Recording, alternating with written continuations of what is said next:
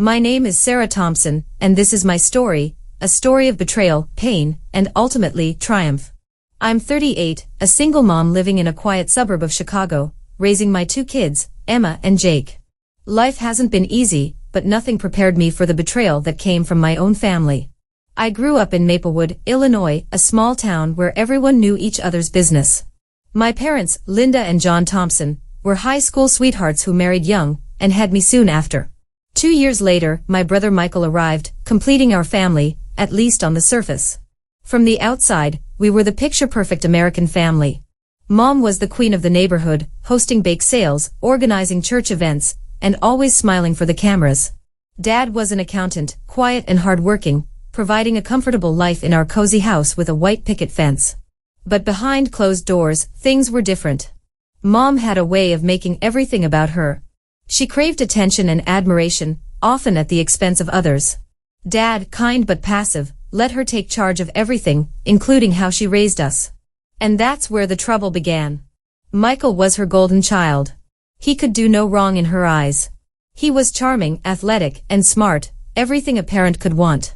Mom doted on him, praising his every achievement and excusing his mistakes. Me? I was the scapegoat. I was seen as difficult, ungrateful, and never good enough. No matter how hard I tried, I could never measure up to Michael. I remember one incident when I was 10. It was a sunny Saturday morning, and I was helping Mom bake cookies for a church event.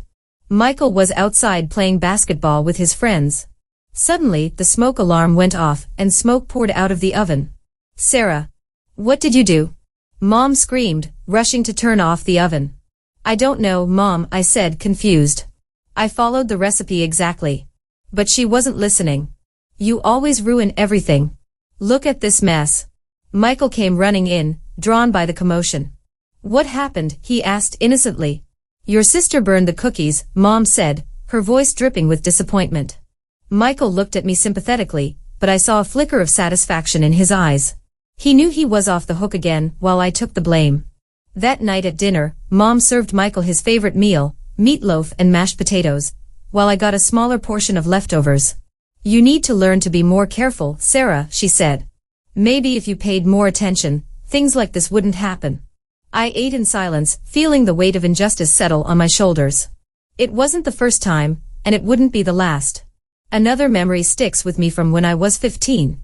I'd worked hard on a science project, earning an A and a spot in the school's science fair. I was so proud, but when I showed Mom, she barely glanced at it. "That's nice, Sarah," she said, distracted. "But did you hear? Michael scored the winning goal at his soccer game today." She went on and on about Michael's triumph, while my achievement was forgotten. As we grew older, the pattern continued. When I struggled with math in high school, Mom told me I wasn't trying hard enough. When Michael had trouble with history, she hired him a tutor. When I wanted to go to art school, she said it was a waste of time, and pushed me towards something practical, like business or law. Michael, of course, was encouraged to pursue his passion for sports management. Despite her disapproval, I went to college and majored in English literature, something I loved. I worked part-time jobs to pay my way, determined to prove I could succeed on my own. But even then, Mom found ways to diminish my achievements. "Oh, Sarah got into State University," she'd say at family gatherings, her tone dismissive. "It's not Ivy League, but it's something." Meanwhile, Michael went to an elite university on a full scholarship. And Mom bragged about it to anyone who would listen. After college, I moved to Chicago, got a job at a publishing house, and eventually married Dave, a kind man who supported my dreams. We had 2 beautiful children, Emma, now 16, and Jake, 12, who brought joy into my life. But even then, Mom's influence loomed large. She disapproved of Dave, saying he wasn't ambitious enough, and she constantly compared my children to Michael's hypothetical kids, even though he wasn't married yet. When Dave and I went through a divorce after 10 years of marriage, Mom was quick to say, "I told you so. You should have listened to me." It was like a knife to the heart, but by then, I was used to her cutting remarks. I was struggling to raise 2 kids on my own, working long hours and barely making ends meet, but Mom offered no support, emotional or otherwise. Then came the moment that changed everything. Mom was diagnosed with breast cancer. Despite our strained relationship, I stepped up as her primary caregiver. I visited her regularly, took her to doctor's appointments, and helped with her treatments. It was exhausting, balancing work, kids, and her care, but I did it because she was my mother, and I hoped we might find some peace. Michael lived in St. Louis, working as a sports agent, and visited less often, maybe once a month. But Mom never held that against him. "Michael's so busy with his important job," she'd say, beaming with pride. "He's doing so well for himself." In her final months, I hoped we might reconcile. I sat by her bedside, holding her hand, trying to bridge the gap between us. But even then, she found ways to hurt me. "Sarah, you've always been so independent," she said one day, her voice weak. "You don't need me like Michael does." I didn't know what she meant, but those words haunted me. When Mom passed away, I was devastated but also relieved. The constant tension of trying to please her was gone. But nothing prepared me for what came next. The reading of her will was like a scene from a bad movie. We gathered in her lawyer's office in downtown Maplewood, Michael, Dad, and me. The lawyer, a stern man with glasses, began reading. "To my beloved son, Michael, I leave my entire estate, including the house, the savings, and all my possessions. To Sarah, I leave my jewelry, with the hope that she will remember me fondly." I sat there, stunned. The house, worth over $1 million, the savings that could have helped me through tough times, everything went to Michael. And for me? A box of jewelry I didn't even like, mostly gaudy pieces she'd worn to show off. Michael looked at me, a mix of guilt and triumph in his eyes. Dad avoided my gaze, probably knowing this was unfair but too weak to stand up to Mom's wishes, even from beyond the grave. I felt a rage building inside me, but I kept it together. "There must be a mistake," I said calmly. "Surely, she didn't mean to cut me out like this." The lawyer shook his head. "I'm sorry, Sarah, but this is what your mother wanted. She was very clear about it." I left the office feeling like I'd been punched in the gut. How could she do this to me? After everything I'd done for her, after all the years of being the scapegoat, this was her final act of betrayal. That night, I sat in my small apartment, staring at the ceiling, unable to sleep. My kids were with their dad for the weekend, and the silence was deafening. I thought about all the times Mom had favored Michael, all the times she'd made me feel less than. And now, even in death, she'd found a way to hurt me. But I wasn't going to let it end there. I decided I would find out why she did this, and if there was any way to challenge it. I wasn't just fighting for money. I was fighting for justice, for the truth, and for my own self-worth.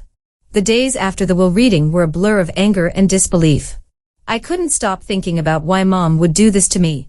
Was it really just because of our last argument, a silly disagreement about her treatment options? Or was there something deeper, something I'd missed all these years? I started by talking to Dad. He'd always been passive, letting Mom take the lead in everything, but surely he must have known something about the will. I invited him over for dinner at my apartment, hoping he'd open up in a relaxed setting. I made his favorite, lasagna, and we sat at the kitchen table, the kids at a friend's house for the evening. "Dad, I was really surprised by the will," I said carefully. "I didn't expect Mom to leave everything to Michael." Dad sighed, poking at his food. "Your mother had her reasons, Sarah. She always thought Michael needed more support." "More support than me?" I asked, trying to keep my voice steady. "I've been raising 2 kids on my own, working long hours. I could have used some help." He shrugged, looking uncomfortable. "You know how she was. Once she made up her mind, there was no changing it." I pressed on. "But did you know about this? Did she discuss it with you?" He hesitated, his fork pausing midair. "She mentioned something about it a while back, but I didn't think she was serious. I thought she'd leave things more evenly between you two." His admission gave me a glimmer of hope. If he didn't fully agree with the will, maybe he could be an ally in challenging it. "Dad, I think there might be more to this," I said, lowering my voice. "I've started looking into Mom's finances, and I found some discrepancies. It looks like she was taking money from your business." His eyes widened. "What are you talking about?" I pulled out a folder of documents I'd found in Mom's home office while cleaning out her things. They were bank statements showing large transfers from Dad's business account to Mom's personal account, going back years, tens of thousands of dollars. "I don't understand," he said, his voice shaking. "Why would she do that?" "I think she was hiding assets, maybe to avoid taxes or something. And by leaving everything to Michael, she might have been trying to protect him, or cover her tracks. I'm not sure." Dad looked shaken, his face pale. "This is serious, Sarah. We need to look into this properly. With Dad on board, I felt a bit more confident. We decided to hire a forensic accountant to go through all the financial records. Meanwhile, I continued digging into Mom's personal papers, looking for any clues that might explain her decision. One rainy afternoon, while sorting through a box of old letters in the attic of Mom's house, I found something that chilled me to the bone. It was a handwritten letter from Mom to Michael, dated just 3 months before her death. Michael, my dearest son, I know that Sarah has always been difficult, always challenging me. But you have always been my rock, my pride. I want to make sure you are taken care of, that you have everything you need. That's why I'm leaving everything to you. Don't worry about Sarah, she's strong, she'll find her way. But you need this security. Please, don't tell her about this, I don't want any drama. I felt sick reading those words. So it was true, she deliberately cut me out because she thought Michael needed more. But why? Michael had a high-paying job as a sports agent, a nice house, and no kids to support. I was the one struggling, barely making ends meet after my divorce, juggling bills and childcare. I showed the letter to Dad, who looked as horrified as I felt. This is not right, Sarah, he said, his voice firm for once. Your mother was wrong to do this. That letter was the final straw. I decided to take legal action. I contacted a lawyer in Chicago who specialized in estate disputes, a woman named Karen Patel, who had a reputation for being tough but fair. I explained everything, the will, the letter, the financial discrepancies. After reviewing the documents, Karen leaned back in her chair. Sarah, you have a strong case for contesting the will on grounds of undue influence or lack of capacity. The letter suggests your mother may have been biased against you, and the financial misconduct raises questions about her mental state. But it will be a long and costly process. Are you prepared for that? I nodded, my jaw set. I don't care how long it takes. I need to set this right, not just for me, but for my kids and for Dad. As the legal proceedings began, I noticed changes in Michael's behavior. He became distant, avoiding family gatherings and not returning my calls. When we did speak, he was defensive, almost hostile. Sarah, just let it go, he said over the phone one evening. Mom wanted it this way. Why can't you accept that? Because it's not fair, Michael, I said, my voice shaking. And I think you know that deep down. He sighed, exasperated. You always have to make things difficult, don't you? His words stung, echoing Mom's sentiments.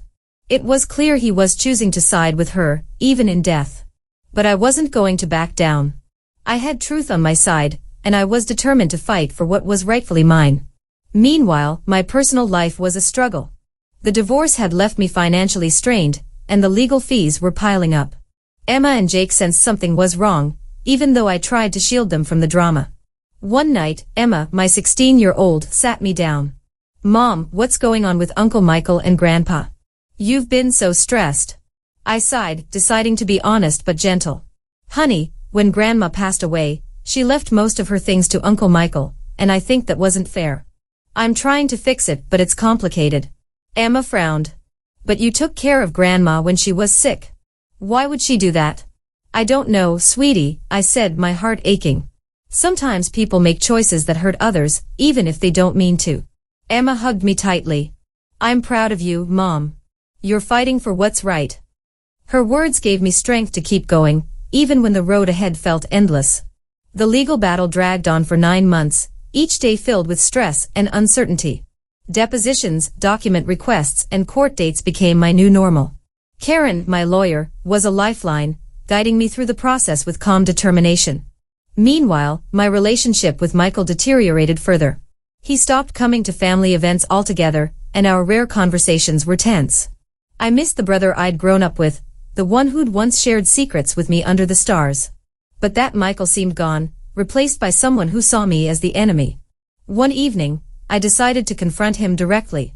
I drove to his house in St. Louis, a beautiful modern home Mom had helped him buy with a loan that was never repaid. My heart pounded as I rang the doorbell. Michael answered, looking surprised. Sarah, what are you doing here? We need to talk, I said firmly, stepping inside before he could protest. We sat in his sleek living room, the tension thick. I took a deep breath. Michael, I know about the letter Mom wrote to you. I know she told you she was leaving everything to you because she thought you needed it more. But that's not true, is it? You have a good job, a nice house. I'm the one who's struggling. He shifted uncomfortably, avoiding my gaze. Sarah, Mom had her reasons. Maybe she saw something in me that you don't. Like what? I pressed, my voice rising. That you're better than me. That I'm not worthy.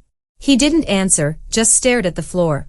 Michael, I found out that Mom was taking money from Dad's business, tens of thousands of dollars over the years. Did you know about that? His eyes widened, genuine shock on his face. No, I didn't. Are you sure? Yes, I have the proof, I said, pulling out copies of the bank statements. And I think that's why she left everything to you, to cover up her tracks. He shook his head, his voice defensive. I don't believe that. Mom wouldn't do that. But she did, Michael, I said, my voice breaking. And by accepting this inheritance, you're complicit in her deception. He stood up, angry now. You're just jealous, Sarah.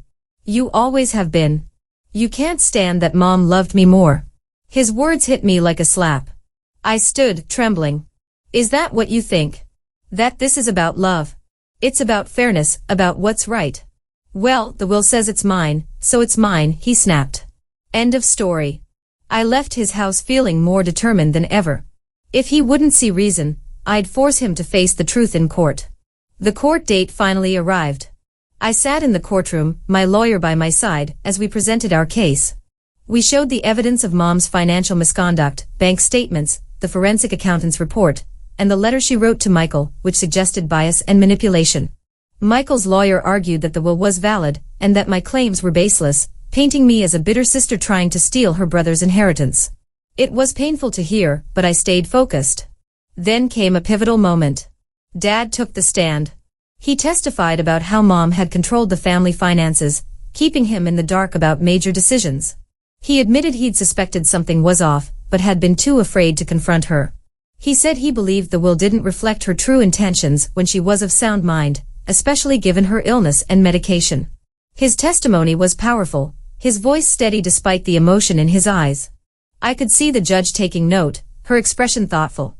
After hours of deliberation, the judge delivered her ruling.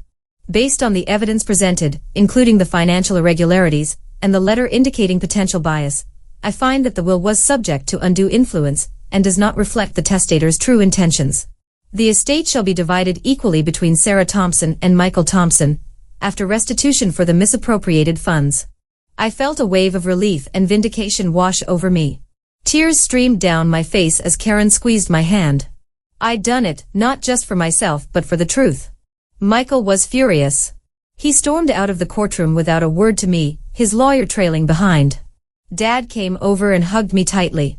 I'm proud of you, Sarah, he whispered. You did the right thing.